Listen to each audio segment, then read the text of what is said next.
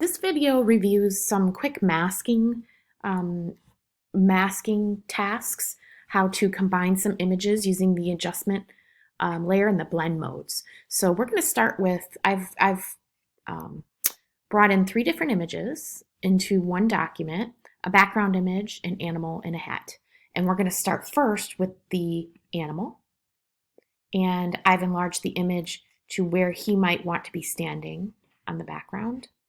And what I'm going to do is I'm going to decide which type of masking or selection tool to use so that we can separate him from the background and then end up combining him to the background image. This is a little technique. It's a quick mask technique. What you will do is you hit D on your keyboard to make sure that you're default to the black and white fill or foreground and background black and white. And then what you're going to do next is go to your brush tool, make sure that you have 0 hardness, and make sure you're on mode normal, opacity 100%. And we're going to zoom in. And using your left and right brackets, you're going to enlarge. You can see, if I hover over here, you can see left and right bracket keys on your keyboard. You're going to enlarge your brush. And what you'll do next is hit Q.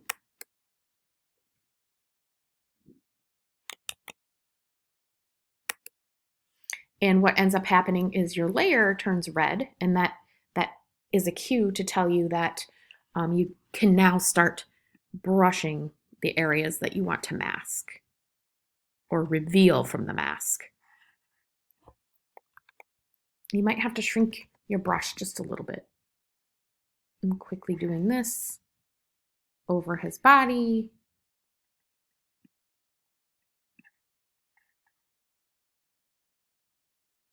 If you make a mistake, that's fine. You can just hit E to erase.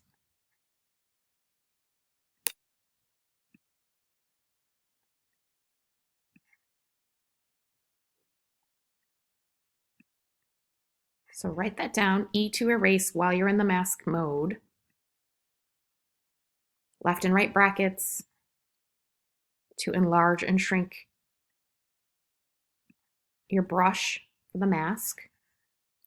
What we're doing is we're telling Photoshop to allow there to be a mask, but then to reveal certain parts of this meerkat. I think it's a meerkat. He's a cute little meerkat.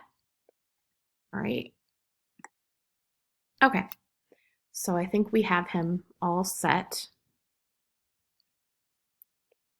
Our next task is we will then go to select, load selection to load this selection. We are going to, it's a quick mask. We're going to invert it, say okay. Let back out a little. So it shows that it just selects what we've used for the quick mask. And then we're going to go ahead and hover over this masking layer. And all you do is add a masking layer. So there he is on his background, which is a wonderful little thing to do. The next thing we'll do is work with the hat. And we're going to use a different selection tool for this. We're going to use the polygonal the magnetic lasso tool. This one I think I've demoed before, but it's a great way to sort of allow Photoshop. And I think I went a little too fast there. You just kind of delete until you're able to start over.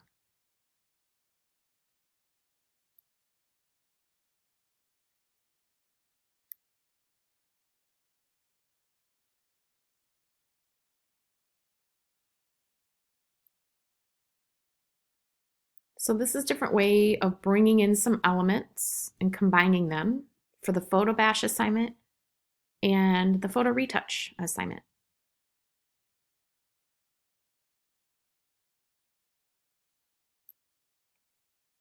And of course you want to close your selection, click. And I've got my selection. The next thing I do is I hit the layer mask. I can back out,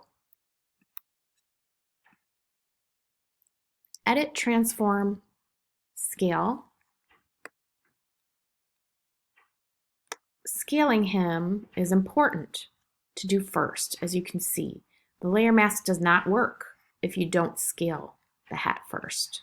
So that's a good lesson to be learned. And so I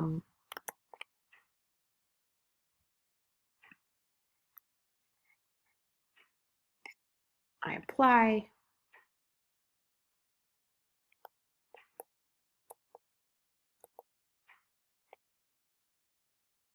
I'm going to scale, edit, transform, scale.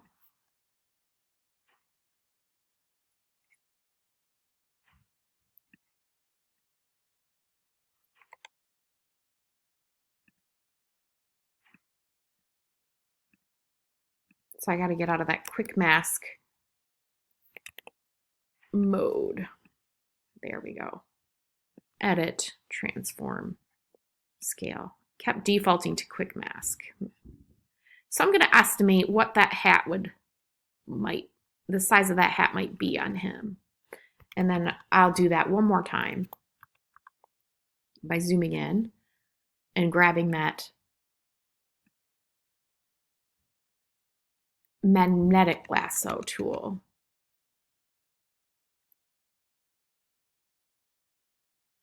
Go a little bit slow so it can capture the path.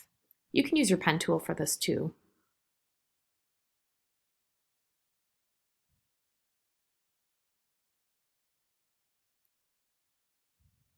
I like to show you the steps and what might happen if something goes wrong sometimes.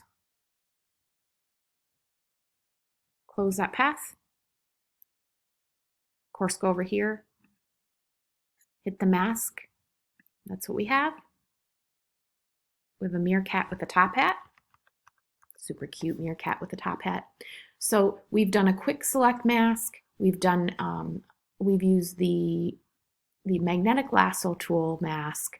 The next thing we're going to do is we're going to try and colorize this using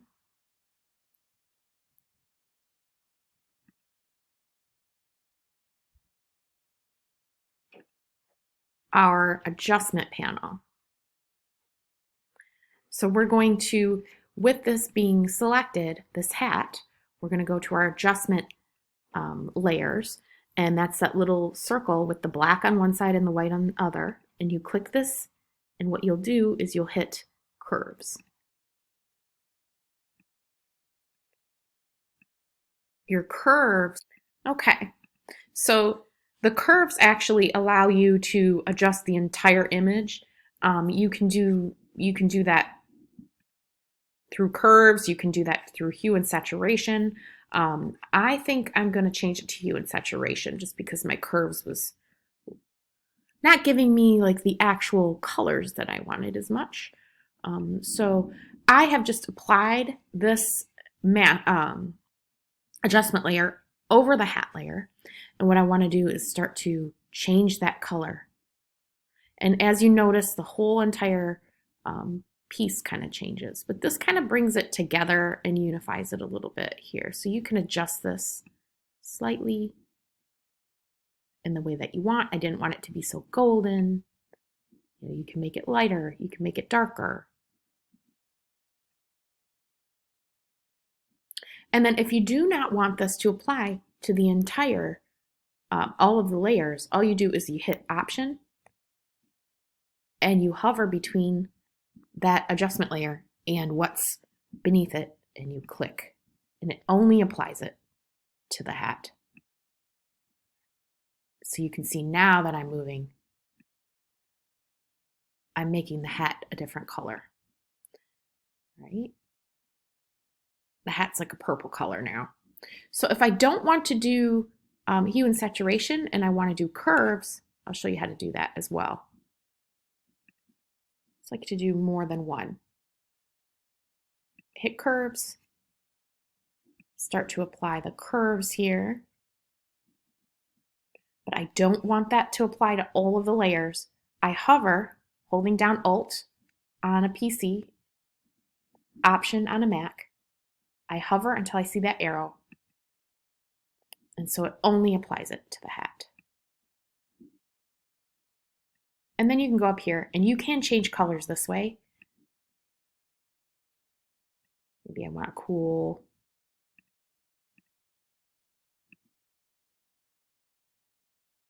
green color.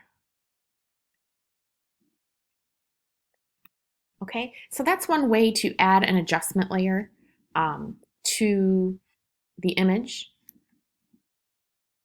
The other thing is, if you wanted to bring in other elements or adjust any other elements, you can use the blend mode.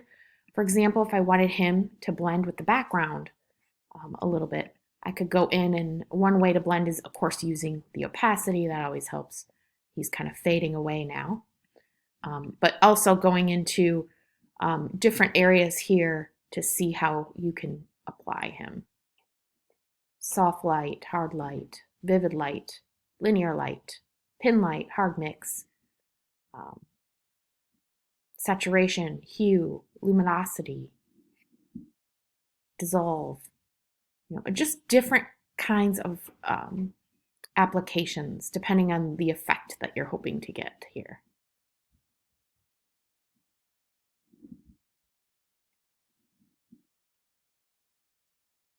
So blend modes are important as well. So experiment with different ways that you can combine your images, and hopefully that will help you bring together a great photo retouch using your clone tools that we've mentioned in other videos.